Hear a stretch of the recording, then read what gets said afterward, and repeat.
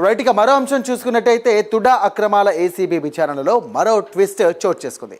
విచారణ సంస్థలకు చెవిరెడ్డి భాస్కర్ రెడ్డి లేఖ రాశారు. తుడా నిర్ణయాలన్నీ కూడా పాలక మండలి సమిష్టి నిర్ణయాలంటూ కూడా చెవిరెడ్డి స్పష్టం చేశారు. అక్రమాలకు తాను ఒక్కరినే బాధ్యుని కాదంటూ కూడా లేఖలో ఆయన పేర్కొన్నారు. అధికారుల ప్రమేయం కూడా ఉందంటూ లేఖలో ప్రస్తావించారు. ఇక కలెక్టర్, కమిషనర్, తుడా వీసీ సహా ఉన్నతాధికారులు సభ్యులేనని వెల్లడించారు. చెవిరెడ్డి లేఖతో తుడా అధికార వర్గాల్లో కలకలం రేగింది.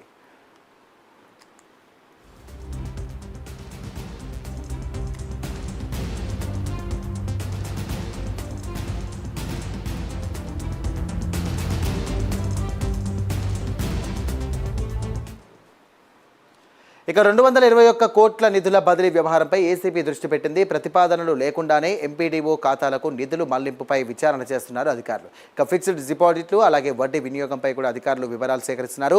తుడా నుండి దాదాపుగా 10,000 పత్రాలను కూడా స్వాధీనం చేసుకున్నారు ఏసీబీ అధికారులు. 2018 నుండి 2024 వరకు కూడా అక్రమాలకు తనకు సంబంధం లేదన్నారు చెవిరెడ్డి. ఇక తప్పించుకునేందుకు అధికారులను ఇరికిస్తున్నారనే చర్చ నడుస్తోంది. తుడా కార్యాలయంలోని అన్ని విభాగాధిపతులతో ఏసీబీ విచారణ జరుపుతోంది. ఈ సందర్భంగా ముమ్మరం కూడా చేసింది. ఇక తుడా వ్యవహారంపై మరిన్ని వివరాలు రాబట్టే పనిలో కూడా విచారణ చేస్తున్నారు అధికారులు.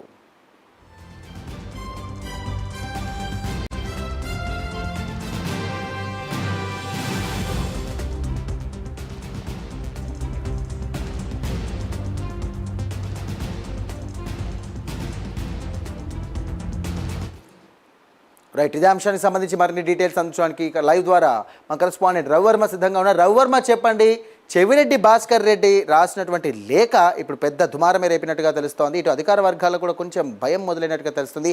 ఇది ఎంతవరకు వాస్తవం? ఏసీబీ అధికారులు ఈ లేఖపైన ఏమైనా స్పందించారా?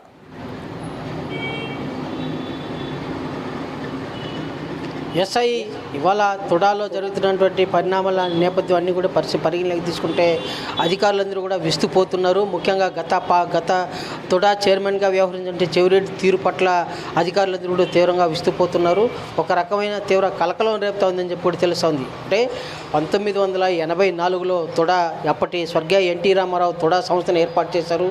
తిరుపతి అర్బన్ డెవలప్మెంట్ అథారిటీ కింద తుడాని ఏర్పాటు చేస్తూ తిరుపతి పరిసర ప్రాంతాల అభివృద్ధికి ప్రాధాన్యత కల్పిస్తూ వచ్చారు. దాదాపు ఇప్పటి వరకు 24 మంది తుడా చైర్మన్గా పనిచేస్తూ వచ్చారు. కానీ ఎవరికి పనిచేసిన వారిలో ఎవరికి ఎలాంటి విభేదాలు, ఎలాంటి విచారణలు ఇలాంటివి ఎవరు కూడా ఇలాంటి పరిణామాలు ఎదుర్కొనలేదు. అయితే ఎప్పుడూ లేని విధంగా 2019 నుంచి 2024 మధ్యలో పనిచేసినటువంటి గత వైసీపీ ప్రభుత్వ హయాంలో తుడా చైర్మన్గా పనిచేయండి చెవిరెడ్డి భాస్కర్ రెడ్డి అనేక అవినీతి అక్రమాలకు పాల్పడ్డారని చెప్పేసి కూడా ఏసీబీ అధికారులు అయితే విచారణ చేపట్టారు.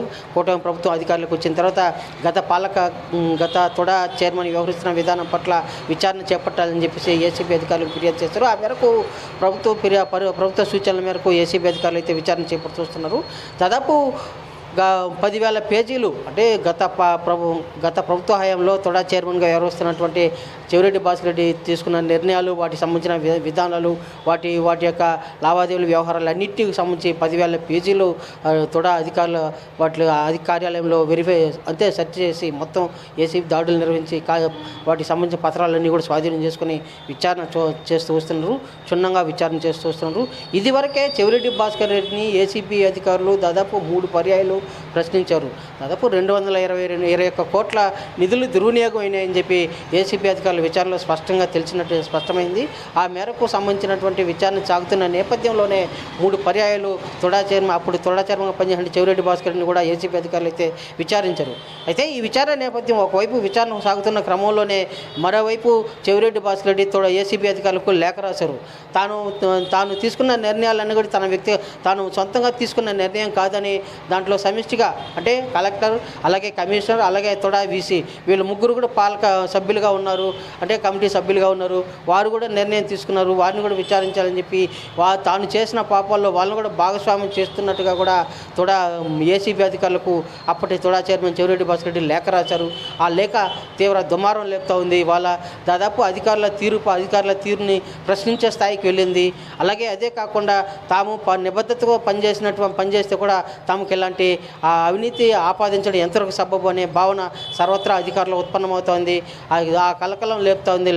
లేక కలకలం లేపడమే కాకుండా అధికారుల ఉనికిని ప్రశ్నించే స్థాయి నెలకొనింది అని చెప్పి కూడా తెలుస్తుంది.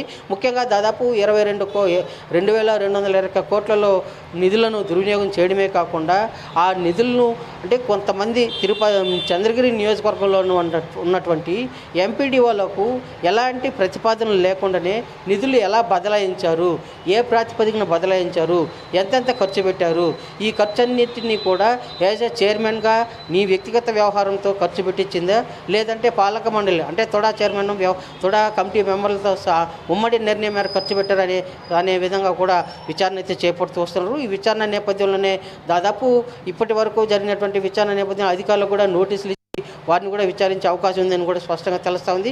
ఈ విచారణ వేగవంతం చేస్తున్న క్రమంలోనే ఇలాంటి లెటర్ లేక తీవ్రంగా కలకలం సృష్టిస్తూ ఉంది. అధికారుల తీరును కూడా తప్పుపట్టే స్థాయికి వస్తూ ఉందని చెప్పి కూడా తెలుస్తూ ఉంది.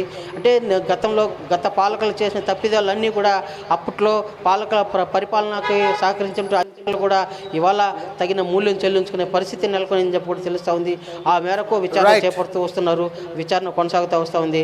Chandu. Right, thank you Ravi Varma.